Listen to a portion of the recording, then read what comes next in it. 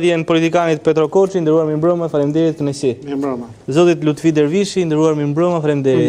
Zotit Neritan Sehamiri, ndëruar mirëmbrëma, faleminderit.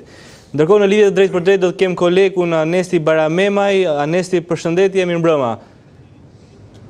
Mirëmbrëma. Anesti, duke qenë se ke ndjekur këtë proces hollësisht, 114 vota të bëra bashk. Mund ta dim se çfarë nuk kemi parë ne në televizor për këto negociata të famshme që herë thuen janë bërë me një telefonate, herë thonë që ka patur bisedime akoma të thella. Telefonata është mohuar nga grupi parlamentar i Partisë Demokratike, ku sipas Gazmendbar nuk ka pas telefonat me Holland Ballën, por ka pas negociata në dy grupet e punës që janë ngritur nga dy grupet parlamentare, ka qenë Eron Malaj dhe Romina Kuko nga socialistët, ndërkohë nga opozita ka qenë Albana Vokshi dhe Edmond Haxhinasto, ata që kanë negociuar tekstin, dhe sipas opozitarëve teksti është pothuajse i tyri, është në 90% kontributi i opozitës dhe ata marrin meritat për këtë rezolut të miratuar ditën e sotme me 114 vota pro, por me një abstenim që vim po nga rreth opozitës, ku Bujar Leskaj nuk ka votuar këtë projekt rezolut, e cila tashmë është rezolut dhe ka hyrë në fuqi, por nuk dihen ende arsyet se pse zoti Leskaj ka preferuar që të mos votoj për integrimin e Shqipërisë në Bashkinë Evropian, si gjithë kolegët e tij opozitar, por edhe ata nga mazhoranca. Pra nuk ka patur diçka tjetër, le të themi, për të shkuar në këtë pikë. Jo, nuk ka pasur ato telefonata apo mesazhe të fsheta, kanë qenë negociata të cilat janë bërë, mund të themi, zyrtarisht mes dy grupeve parlamentare, janë grupe pune të ngritura me vendimin e grupeve dhe jo negociator të fshet dhe të paemër, por janë të dy palët kanë negociatorët e tyre dhe i kanë publikuar dhe ditën e sotme, ku nuk kanë pasur asgjë për të fshehur, siç kanë pohuar. Anesti, krahas jush është edhe zoti Klevis Balliu. Mund ta kemi edhe zotin Balliu për t'i marrë disa përgjigje lidhur me pikpyetjet që janë ngritur? Po, zoti Balliu është këtu në krahun tim dhe ju dëgjon dhe mund të pyesni çfarë të doni.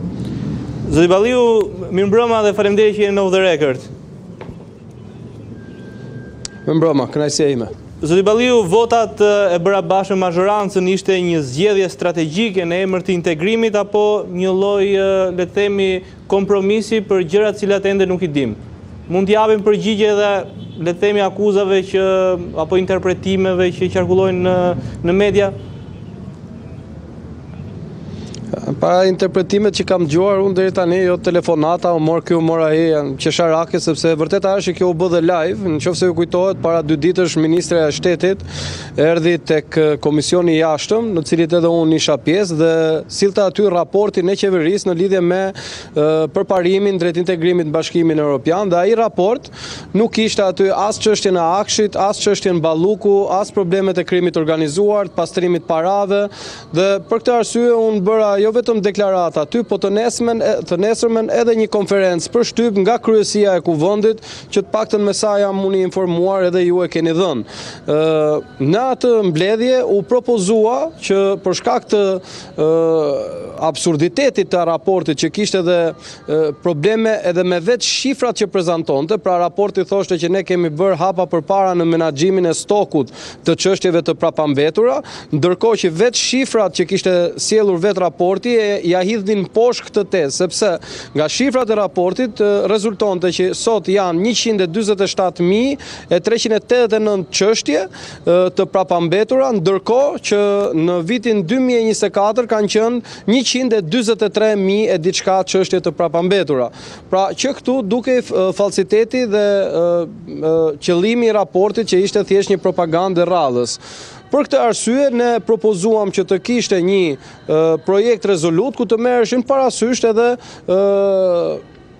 argumentat e opozitës. Pavarësisht se ne bëm këtë propozim, të jemi të sinqert, nuk prisnim që qeveria dhe mazhoranca do ta mbështeste, por qartazi presioni i komisionit dhe i raportit të Komisionit Evropian i ka detyruar ato që të pranojnë 90% të propozimeve dhe fal propozimeve të opozitës, aty sot keni edhe problemet me demokracinë e brendshme në Shqipëri, problemet e zgjedhjeve, ne aty shkruajtëm edhe patjetër edhe raportin e OSB Odirit dhe çështjet që kanë ngritur OSB Odiri, si dhe pjesë të çështjeve që kanë ngritur edhe vetë Bashkimi Evropian, për shembull, siç është problematikat me investimet në të shumta që po vinë në turizëm, që në tërësinë e tyre janë investime korruptive apo me një backup financiar të dyshim, përgjithsisht në lidhje me krimin organizuar. Së dyti, kanë qenë pjesë e raportit patjetër çështja e akshit dhe mungesa e sigurisë kombëtare sot në Shqipëri, fakti që akshi është kthyer në një organizëm kriminal i drejtuar nga individ të pa emëruar asgjë kundi, po thjesht dhe vetëm për fuqitë e tyre.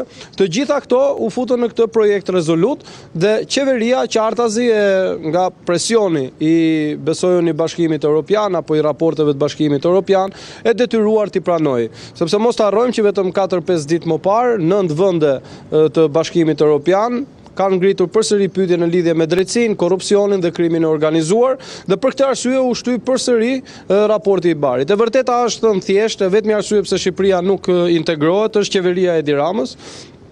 Të gjithë antarët e Bashkimit Evropian janë pro integrimit të Shqipërisë, janë gati të ndihmojnë Shqipërinë me çdo gjë siç dhe kanë bërë gjatë gjithë këtyre viteve. Problemi nuk janë antarët e BE-s, problemi nuk është koha. Problemi e vërteta është Edi Rama. Madje në raportin e fundit të Komisionit Evropian, ju vetë për votat e ofruara në këtë... Një sekond, vetëm një sekond, edhe se është shumë e rëndësishme, nëse do t'i referoheni të gjitha deklaratave dhe fjalimeve të deputetëve të Partisë Socialiste, sot flasim vetëm për ligjet që kanë kaluar që përputhen dhe janë kërkesa të Bashkimit Evropian. Ndërkohë vetë raporti specifikon në fund të tij se ligjet nuk janë për të mbetur vetëm në letra, ato duhet të zbatohen. Dhe në fakt në Shqipëri ato nuk zbatohen. Jo vetëm kaq, por janë bërë dhe disa ligje, siç është ligji i porteve, të cilat shkojnë ndesh dhe janë kundër integrimit Bashkimit Evropian dhe kërkesave të Bashkimit Evropian. Për këtë arsye Partia Demokratike votoi pro kësaj rezolute sepse në fakt ishte projekt rezoluta e saj. Zoti Balliu, vetë Partia Demokratike ka patur... Se bashkuar kësaj radhe qeveria duhet të pyesni qeverinë pastaj. Zoti Balliu, vetë Partia Demokratike ka patur këshillim nga partnerë të huaj sa i takon votave të ofruar ditën e sotme? Jo, këto janë konspiracione. Thash, kjo u bë në komisionin e jashtëm, ne bëm propozimin publik dhe kryetari i komisionit ish ministri i jashtëm zoti Hasani pranoi që dakord tha të mundohemi të ngrejmë një grup pune dhe gjithë secila nga palët të fusin në një raport, në një projekt rezolut, shqetësimet e veta. Kjo është bërë live, pra nuk ka pasur nevojë as për pas dere, poshtë dere apo sipër dere. Ishte live, nëse ju do ta merrni dhe e keni të publikuar në faqen e Kuvendit të gjithë seancën në komisionin e jashtëm, ku përpos antarëve të komisionit jashtëm kam shkuar dhe unë, ka shkuar dhe zoti Bozdo, ka shkuar zonja Tabaku, të gjithë ne ngritëm shqetësimet në lidhje me raportin sipas fushave që mbulojmë. Unë tek siguria, zoti Bozdo te ekonomia, zonja Tabaku tek të drejtat e njeriu, tek shumë e radhë. Pra nuk ka pasur ndonjë gjë të fshehtë dhe nuk ka nevojë për konspiracione. Bë mirë që i dham këto përgjigje zoti Balliu, se ne si qytetarë sigurisht që nga që jemi djegur nga qumshtja dhe i frymë dhe kosit, kështu që na takon edhe të bëjmë këtë pyetje. Jo, dakord, ju pyetje të bëni, domethënë thjesht për këtë që edhe juve mos të lodheni të bini qarqe kot sepse e keni live për një gjë që mund ta shikoni dhe ajo çfarë ka rëndësi mendoj unë që është pozitive, është fakti që këto kur problemet evidentohen se pavarësisht propagandës që thotë jo mos flisni për krimin dhe për drogën se nuk na fusin në Europë. Ndërkohë vetë Europa në raportet flet se nuk është se mund t'ia fshehësh Europës faktin që ti ke mbrojtur me kartonat e pushtetit Belinda Ballukun nga drejtësia. Nuk ja mohon nuk ja fshet dot faktin e lidhjeve të krimit me politikën, sepse ato e kanë të raporti ose Beodirit. Pra nuk mund t'ja fshesh problemet e sistemit e kuvendit sot që raporti thot nuk po kryen detyrën e vet sepse nuk po jepet më llogari në kuvend. Këtë nuk ja fshet dot sepse e ka deklaruar vet zoti Gonzato në raportin në deklaratat e tij publike në lidhje me çështjet e shqetësimit për kuvendin. Pra, në këtë aspekt është shumë e mirë që këto probleme tani po shikohen, sepse ashtu fillon zgjidhja. Të shikohen problemet, të evidentohen problemet dhe pastaj vetëm atëherë mund t'i zgjidhësh. Kurse nëse ti thua s'ka problem, ato nuk zgjidhen kurrë dhe fakti është që nuk janë zgjidhur. Ka vetëm një arsye pse ne sot nuk jemi në Europë dhe ajo është qeveria, sepse fsheh korrupsionin dhe krimet e veta. Zoti Balliu, ju falenderoj për gjithë mesazhet që ndatë dhe anën tjetër të asaj që është raportuar. Shumë faleminderit. Bëjmë një pyetje gazetarit. Faleminderit juve. Anesti, një moment ka një pyetje për ju, zoti Koçi.